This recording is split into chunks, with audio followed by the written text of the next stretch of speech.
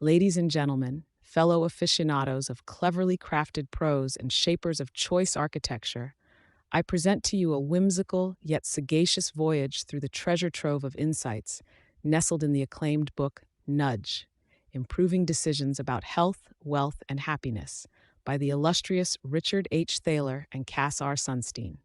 Fasten your seatbelts, for we are about to embark on an expedition that will traverse the peaks and valleys of human decision making.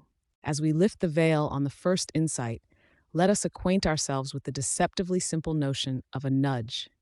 A nudge, my dear attendees, is much like the artful poke one may receive from a friend when one's attention is required, a prod in the right direction without depriving us of our wondrous freedom to choose. Thaler and Sunstein deftly introduce us to choice architecture, the subtle and not so subtle ways in which environments shape our decisions. Just as a curious child is lured by the candy at an eye-level shelf in a store, adults, with all of their sophistication, remain equally susceptible to the well-placed cues in life's great supermarket of choices. Our second insight brings us face to face with the mighty default options, those pre-selected choices that wield the power of inertia. As mundane as they may seem, these defaults make gods of men, for they often determine the fates of retirement plans and organ donations with the mere flick of a bureaucratic pen.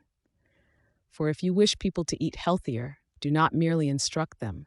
Place the fruits and vegetables at buffet starting lines and watch as plates miraculously brim with vitamins. The third gem to be unearthed in Nudge introduces us to the enthralling world of feedback loops.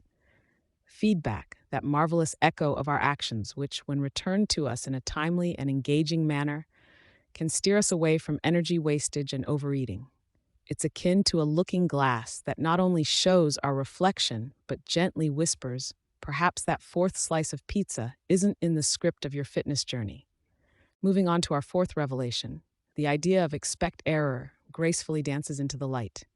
Anticipate that we, the noble but flawed occupants of planet Earth, will goof up, and do not chastise, but rather design choice architecture in a manner that is forgiving and safeguards against our inevitable blunders. How sublime it is to acknowledge that in a tapestry woven with human threads, errors are not irregularities, but very much a part of the pattern. The fifth epiphany is a flirtation with the concept of complex choices. Life showers upon us an array of intricate decisions, akin to casting us into a wild ocean and imploring us to swim. Here, Thaler and Sunstein advocate for the use of choice aids, such as simplifying information and giving expert recommended options. They're the lifebuoys and navigation stars for the decision-making mariner adrift in a sea of Medicare plans and credit card agreements. As we reach the anecdote of our journey, the sixth discovery awakens us to price tags of life and limb, a grim but necessary calculation in the domain of policymaking. We sit, somberly deliberating how society must sometimes place a monetary value on human existence for the greater good. And as the authors elucidate, the humble nudge can help align economic incentives with the sanctity of life in ways that don't require heavy-handed regulation. It's a delicate dance with the devil of details, choreographed with the grace of an economist's pen. Journeying onward, the seventh spectacle in our insightful soiree is the warm embrace of humanness in economics. The authors strip away the illusion of the Homo economicus, the fictional creature of perfect rationality, revealing instead the humans, emotional, easily distracted, and often swayed by the allure of immediate gratification.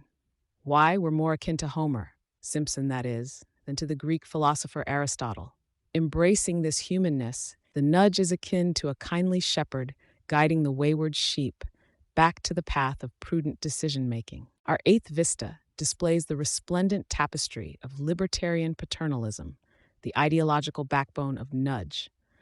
This is not the heavy-handed dictation of choice, but rather the gentle hand that guides without constraining, the freedom to choose, with a knowing smile toward the better choice.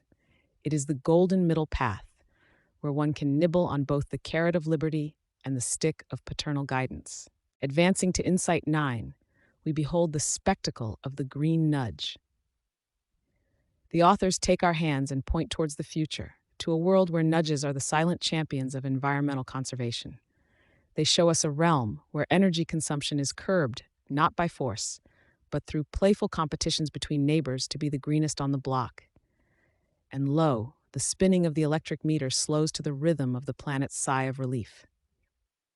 Finally, our 10th and crowning insight detangles the notion of nudging for global good. Here, Thaler and Sunstein implore us to look upon the visage of our world and see the potential for nudges to address global challenges from poverty to education to health crises. They entice us with a future where the strategic placement of hand sanitizers leads to a reduction in the spread of disease, where educational material designed with cognitive biases in mind results in more children under the warm wings of education. In closing, dear guests, the wisdom of nudge serves not only as a guide to the uncharted waters of day-to-day choices, but as a beacon, illuminating the greater potential within our species. It is the gospel of gentle guidance in an era that too often seeks to control with the iron fist of compulsion. May we all aspire to be as wise as the architect who nudges, as receptive as the nudged, and as resilient as the human spirit that continues to thrive under the sunlit skies of choice. Thank you, and may your choices always bring you health, wealth, and happiness.